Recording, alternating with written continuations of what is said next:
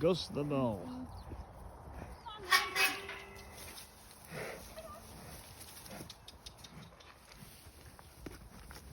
Good morning, everybody, or good afternoon, depending on what time you're watching this. Jack Saunders here from Box to Belly. I'm here with Gus the Bull, aka the Pocket Rocket. Now, Gus, don't worry, I've not grown overnight. I've not had some weird operation that makes me taller.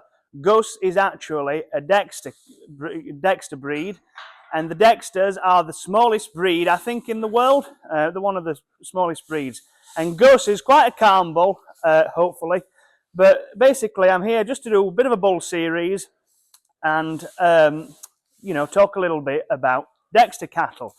Now, Dexter cattle, originally from Ireland, I believe, but they came over to England in sort of 1882, and really they became the show cattle for the English gentry. So I'm feeling rather humbled here today.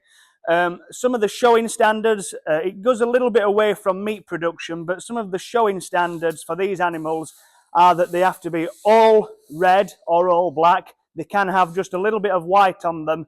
The cows can have a bit of white on the udders. The bulls can have a bit of white, I think, somewhere else. But that's just a little bit about the showing standards of these beautiful Dexter cattle. He's not going to stand still, but that's okay. So, I mean, Gus is an absolutely beautiful animal, as I say, rather small. He's at the same disadvantage as me, really. He can't go for the tall birds, but that's another story. I've got the camera crew laughing and distracting me, but that doesn't matter. So yeah, good for small holders. These are not very commercial animals, but they're good for small holders because a lot of these small holdings, like we're at today, we're at the Misty Morn herd just outside of York, and they farm Dexter cattle. And it's good for small holders because they don't bring these animals in the sheds in the winter.